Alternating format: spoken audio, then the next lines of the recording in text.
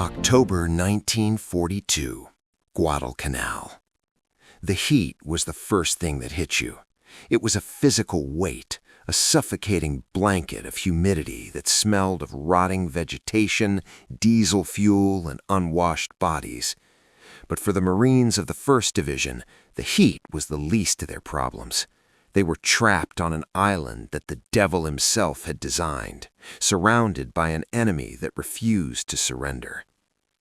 In the staging area, amidst the clatter of gear and the nervous laughter of young men trying to hide their fear, one Marine stood out, and not in a good way. Private First Class John Jack Harding was sitting on a crate of sea rations, meticulously wiping down a rifle that had no business being in a war zone. Every other man in the platoon was armed with the heavy, reliable M1 Garand, the greatest battle implement ever devised, according to General Patton. It was semi-automatic, rugged, and fired 8 rounds as fast as you could pull the trigger. Or they carried the Thompson submachine gun, a trench sweeper that could cut a man in half. But Harding? Harding was holding a Winchester Model 70. To the uneducated eye, it looked like a toy. It had a polished walnut stock that gleamed in the tropical sun, not the dull, oil-soaked wood of military issue. The barrel was tapered and elegant. Mounted on top was a long, fragile-looking Unertl target scope that looked like it would shatter if you sneezed on it. It was a deer rifle. It was a gentleman's gun. It was something you ordered from a Sears and Roebuck catalog to hunt whitetail in the woods of Pennsylvania, not to fight the Imperial Japanese Army in the South Pacific. The mockery began almost immediately. "Hey, Daniel Boone," a corporal shouted, spitting tobacco into the sand. Laughter rippled through the squad. Tension was high, and Harding was an easy target. He was the odd man out. In a unit that relied on volume of fire, on suppressing the enemy with a wall of lead, Harding was holding a weapon that required him to work a bolt handle after every single shot. Click-clack, bang, click-clack. "That thing's gonna get you killed, kid," the platoon sergeant growled, walking over and eyeing the weapon with disdain. "When the Japs come screaming out of that tree line at 2 a.m., what are you gonna do? Ask them to pause so you can reload?" Harding didn't look up. He just kept polishing the lens of his scope. "It shoots straight, Sarge," he said. "My grandma shoots straight, but you don't bring a bolt action to a machine gun fight. You'd better hope the guy next to you has enough ammo to cover your ass, because that mail-order piece of junk is a liability." The men called it the pop gun. They called it the toy. They made bets on how long Harding would last before he threw it in the mud and picked up a dead man's Garand. They saw his weapon as a symbol of arrogance, a civilian luxury in a world of industrial slaughter.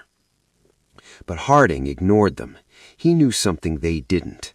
He knew that the M1 Garand was a hammer designed to smash, but the Winchester Model 70, that was a scalpel. He had grown up in the backwoods, hunting game that could smell you from a mile away. He knew that in the jungle, the enemy you couldn't see was the one that killed you. The Japanese weren't standing in lines like Revolutionary War soldiers. They were tied in to the tops of banyan trees. They were buried in spider holes with just a slit for vision. They were ghosts. You couldn't suppress a ghost with volume of fire. You had to find it. You had to stalk it. And you had to put a single 150-grain bullet through its eye socket from 300 yards away, through a gap in the leaves the size of a coin. The M1 Garand, with its iron sights and heavy recoil, couldn't do that. The toy could. As the platoon geared up to move out toward the Matanaku River, the jeering continued. "Don't scratch the varnish, princess," someone yelled. Harding slung the rifle over his shoulder. He felt the weight of the wood and steel, perfectly balanced. He checked the scope mounts one last time. The jungle loomed ahead, a wall of dark green. Somewhere in there were hundreds of Japanese snipers, men who had been killing Marines for weeks with impunity. The platoon was walking into a trap. They were bringing hammers to a surgery. Harding tightened his helmet strap. The mockery didn't bother him anymore. The laughter of the men around him was loud, but the jungle was quiet, too quiet. And in that silence, Harding knew that the time of jokes was over. The mail-order rifle was about to go to work. The jungle of Guadalcanal didn't look like a battlefield. It looked like a cathedral. The canopy of the banyan and mahogany trees was so thick that it blocked out the sun, casting the forest floor in a perpetual green twilight. Massive vines, thick as a man's leg, draped from the branches like pythons. For the platoon moving inland from the beachhead, the silence was worse than the shelling. "Keep your spacing," Sergeant Miller hissed, his eyes darting between the shadows. 5 yards, don't bunch up." But the jungle forced them together. The undergrowth was a tangle of wait-a-minute vines and razor grass that snagged their gear and tore at their uniforms. They were sweating through their dungarees, the humidity so high it felt like breathing water. And they were being watched. High above them, 60 feet up in the canopy, a Japanese sniper adjusted his position. He was tied to the trunk of a massive palm tree with hemp rope. He had been there for 2 days. He had urinated in his pants. He had eaten nothing but a handful of dried rice. He was part of the tree now. His Arisaka Type 99 rifle was wrapped in burlap and leaves. He didn't need to move. He just needed to wait. The trap was sprung with a sound that didn't belong in nature. Crack! It was a dry, high-pitched snap, like a dead branch breaking under a heavy boot. Private Jenkins, the radio man walking third in line, didn't scream. He just folded. His knees buckled, and he hit the jungle floor face first, the heavy radio crushing him into the mud. "Sniper!" The shout tore through the platoon. Instinct took over. 20 Marines hit the dirt, scrambling for the cover of rotting logs and tree roots. "Where did it come from?" someone screamed. "Left! It came from the left!" "No, it was the right! I heard it on the right!" That was the genius of the Japanese jungle tactics. The dense vegetation scattered sound, making it impossible to pinpoint the source of the shot. And the Japanese used smokeless powder. There was no puff of white smoke to give away the shooter's position, just the crack of the bullet breaking the sound barrier, and then the thud of impact. Crack! Another shot. This time, Corporal Hayes, who had lifted his head to scan the trees, spun around as a bullet tore through his shoulder. "Suppressive fire! Light 'em up!" Sergeant Miller roared. The jungle erupted. 3 bars and 12 M1 Garands opened up on the tree line. Leaves and bark exploded as thousands of rounds shredded the vegetation. The noise was deafening. They fired until their barrels smoked and their ears rang. "Cease fire! Cease fire!" Silence returned. Heavy, ringing silence. Did they get him? Crack! The third bullet hit the dirt inches from the sergeant's face, spraying mud into his eyes. They hadn't hit anything. They were fighting a ghost. Terror began to set in. It wasn't the fear of death. Marines were used to that. It was the fear of helplessness. The platoon was pinned down in a green bowl, unable to move forward, unable to retreat. Every time a Marine shifted his weight or tried to crawl to a better position, the invisible executioner fired. "He's tied in," whispered Harding, clutching his Winchester. He was pressed flat against the roots of a banyan tree, looking up through his scope. "He's not moving. He's strapped to the tree." The men around him were firing blindly, wasting ammunition on shadows. They were spraying the jungle, hoping for a lucky hit. But luck wasn't a strategy. High above, the sniper cycled the bolt of his Arisaka. He could see the panic below. He could see the Americans firing wildly at the wrong trees. To him, they looked like frightened animals caught in a net. He didn't hate them, he just pitied them. And then he lined up his sights on the medic crawling toward the wounded radio man. The platoon was trapped in a spider's web. and the Spider had plenty of ammunition. The mail-order rifleman realized then that the war had changed. Volume of fire meant nothing here. The only thing that could kill a ghost was a hunter, and the hunt was about to begin. The jungle floor was vibrating. For 20 minutes, Sergeant Miller's squad had been pouring suppressive fire into the canopy. Thousands of rounds of .30-06 ammunition had shredded the leaves, splintered the bark, and turned the tree line into a smoking ruin.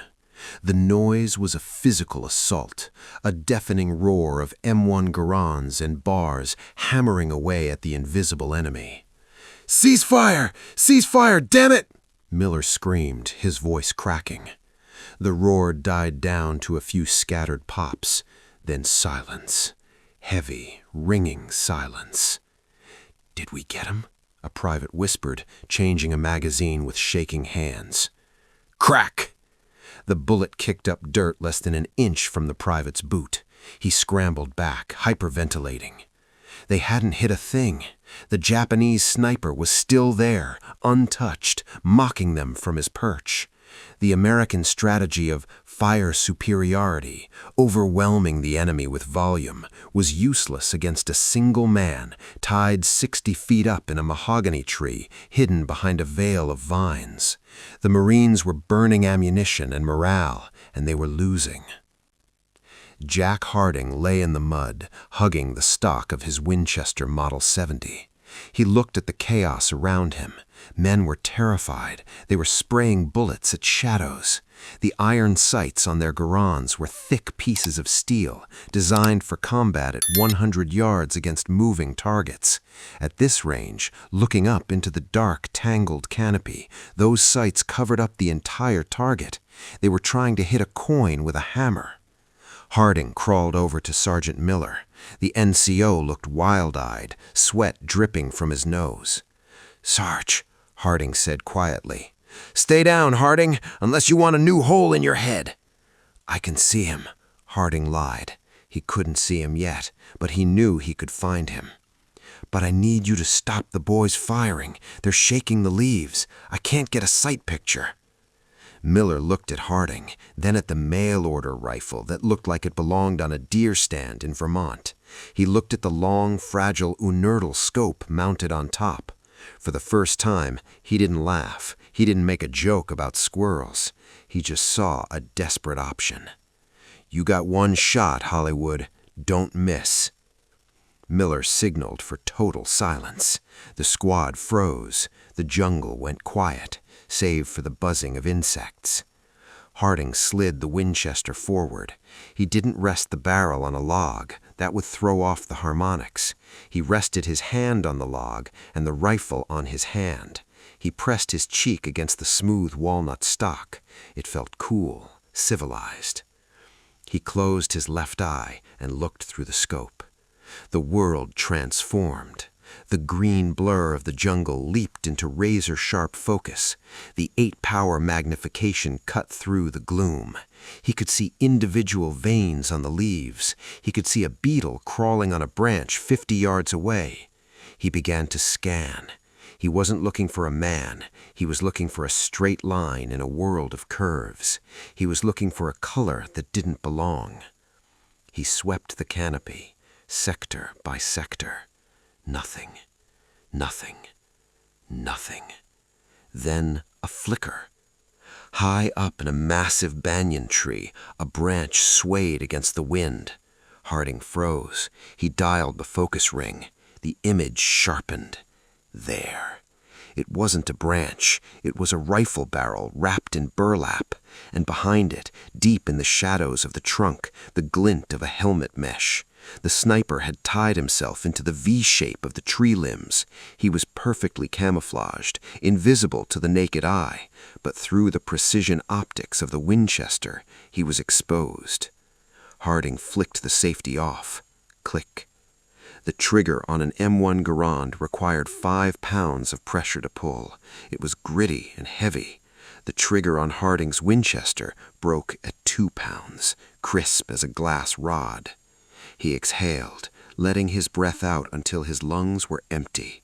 The crosshairs settled on the dark patch of the helmet. He didn't think about the war. He didn't think about the mockery. He just thought about the mechanics of the shot. He squeezed. Pow! The report of the Winchester was different, sharper, cleaner than the military rifles. For a second, nothing happened. Then, 60 yards away, the canopy shook violently. A rifle tumbled out of the branches, clattering as it hit the lower limbs. A moment later, a limp body swung down, caught by the safety rope tied around its waist. The Japanese sniper dangled in midair, spinning slowly, his arms hanging dead at his sides. Dead center. Harding worked the bolt. Clack, clack. A brass casing spun out into the mud, steaming. He pushed a fresh round into the chamber and locked it down. He looked up. The entire platoon was staring at him. The private who had nearly been shot looked at the dangling body, then at Harding, then at the rifle. "Holy," someone whispered. Sergeant Miller stared at the dead sniper, then turned to Harding. The contempt was gone from his eyes. It was replaced with something else. Respect and fear. "Nice shooting, Harding," Miller said, his voice low. "Now find the next one." The toy was a toy no longer. In the hands of a hunter, it was the deadliest weapon on the island, and the hunt had just begun. For 4 days, Private Jack Harding ceased to be a Marine. He became a ghost. The sector of jungle known as the Green Hell had paralyzed the entire battalion. Progress had stalled. Every time a squad moved, a man died. The Japanese snipers were not just killing, they were dismantling the American advance, one bullet at a time. Harding requested permission to go free range. Sergeant Miller didn't even check with the lieutenant. He just handed Harding 3 extra boxes of commercial .30-06 ammunition and said, "Don't come back until they're gone."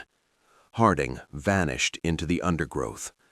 He stripped off his heavy web gear, no canteen rattling against a belt buckle, no helmet to silhouette his head against the sky. He rubbed charcoal and mud over his face and hands. He wrapped the gleaming walnut stock of his Winchester in burlap strips cut from a sandbag. The toy now looked like a piece of rotting driftwood. Day 1 was a lesson in patience. Harding moved 10 yards in an hour. He didn't walk, he flowed. He watched the birds. If a flock of cockatoos suddenly took flight 100 yards away, he knew someone was moving. If the cicadas stopped buzzing in a specific tree, he knew something was wrong. He found his first target at noon. A Japanese observer tied into a mahogany tree, holding binoculars. Harding was 300 yards away, prone in a patch of razor grass. Through the 8-power inertial scope, the observer's head filled the lens. Click. The safety came off. Crack. The observer slumped. Harding didn't rack the bolt immediately. Movement attracted the eye. He waited 10 minutes, motionless, letting the jungle forget the sound. Then, slowly, he ejected the casing and moved. By the end of day 2, he had killed 5 snipers. The psychological shift in the jungle was palpable. The Japanese, who had been the hunters, suddenly realized there was a predator in the woods with them, something that didn't fire in bursts but struck with surgical precision from impossible distances. Day 3 was the hardest. The Japanese knew he was there. They set traps. They used bait. Wounded Marines left in the open, screaming for help, hoping to lure the American sniper out. It took every ounce of Harding's discipline to ignore the screams. He knew that if he fired, he would reveal his position to the 3 Arisaka rifles waiting for him. Instead, he circled. He spent 6 hours crawling through a swamp, submerged up to his nose in muck to get behind the ambush team. When he finally emerged, he was behind them. Crack, clack, clack, crack, clack, clack, crack. 3 shots in 5 seconds. 3 dead snipers. The bait was saved, but Harding was already gone, melting back into the shadows before the echoes faded. On the morning of day 4, the jungle went silent. There was one left, the ace. Harding knew him only by his work. This sniper didn't miss, he didn't wound, he killed with headshots. He was positioned somewhere near the ridge, blocking the company's advance. Harding found a spot beneath the roots of a massive banyan tree. He carved a loophole through the rot, and he waited. He waited for the sun to move. He waited for the wind to shift. 4 hours passed. Sweat stung his eyes, but he didn't blink. A spider crawled across his hand. He didn't flinch. Then he saw it. Not a man, not a rifle, but a mistake. High up in a tree across the ravine, a single leaf fell, but there was no wind. Something had brushed against it. Harding brought the Winchester up. He dialed the focus. He scanned the deep shadows of the canopy. There, amidst the tangle of vines, was a shape that was too symmetrical to be nature. The curve of a helmet, the glint of a scope lens. The Japanese ace was looking for him. He was scanning the ground, looking for the American with the hunting rifle. Harding's crosshairs settled on the dark patch of the helmet. The range was 400 yards, a chip shot for the Garand, a chip shot for the Winchester Model 70. Harding inhaled the thick, humid air. He thought about the men in his platoon, the ones who had laughed at his mail-order gun. He thought about the radio man face down in the mud. He squeezed the trigger. The recoil punched his shoulder. Through the scope, he saw the Japanese sniper's head snap back. The body tumbled forward, crashing through the branches, hitting the ground with a heavy thud. 11. Harding lay there for a long time, listening. The jungle was quiet. The birds began to sing again. The cicadas buzzed. The tension that had gripped the valley for 4 days evaporated. He stood up, his legs shaking from exhaustion. He slung the mud-caked Winchester over his shoulder. The toy was hot to the touch.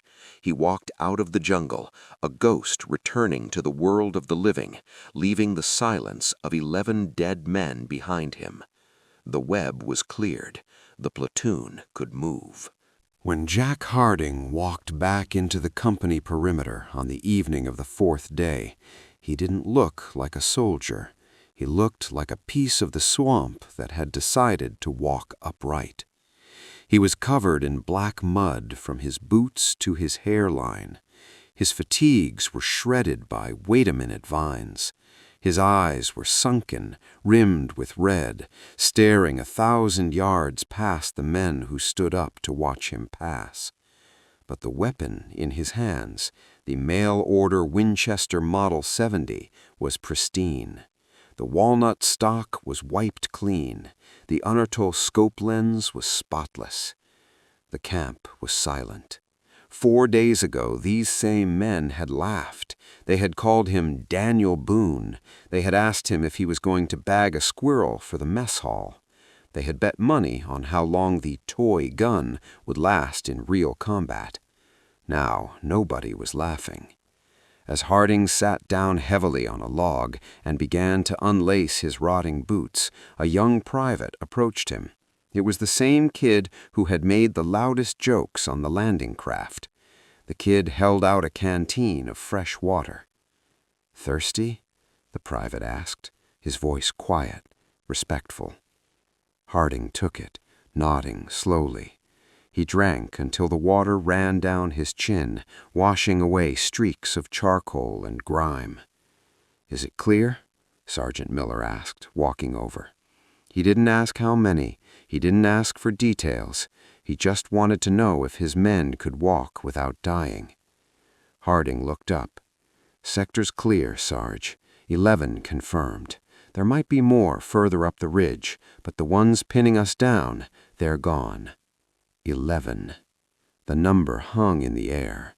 11 Japanese snipers, men who had terrorized an entire company, men who were invisible to machine guns and immune to mortars, had been erased by one man with a hunting rifle. Miller looked at the Winchester leaning against the log. He looked at the slender barrel, the bolt action that was too slow for war, and the fragile scope. He realized then that the Marine Corps had been wrong. They had been teaching men to spray lead, to suppress the enemy with noise and volume. But in the green hell of the Pacific, volume didn't kill. Precision did. "You need ammo?" Miller asked. It was an admission of error. It was an apology. "I got 3 rounds left," Harding said, tapping his pocket. "That's enough for 3 more." The change in the platoon was immediate. The toy gun was no longer a joke, it was a talisman. When the patrol moved out the next morning, the men didn't bunch up. They didn't panic. They walked with a new kind of confidence. They knew that somewhere behind them, watching over their shoulders through an 8-power scope, was a guardian angel. If a Japanese helmet appeared in a tree line 400 yards away, they knew Harding would see it before they did. They knew that the distinct, sharp crack of the Winchester would sound before the enemy could pull his trigger. Harding's success rippled beyond his platoon. Word spread up the chain of command. Officers who had sneered at civilian gear began to write reports. They began to ask why the standard-issue Springfield 1903s were equipped with outdated optics. They began to realize that a sniper wasn't just a soldier with a good eye. He was a strategic asset.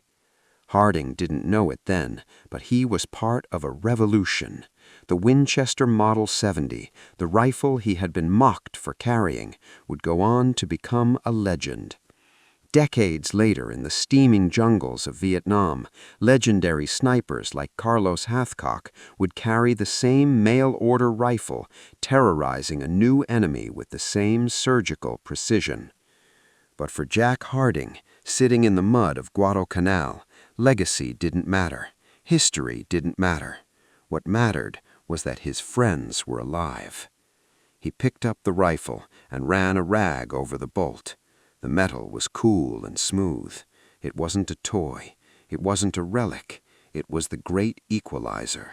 The laughter was gone, replaced by the only sound that mattered in war, the silence of the enemy. "Let's move out," Miller ordered, waving the squad forward. "Harding, take point. Find us a path." Harding slung the rifle, checked his scope, and disappeared into the green. The ghost was hunting again.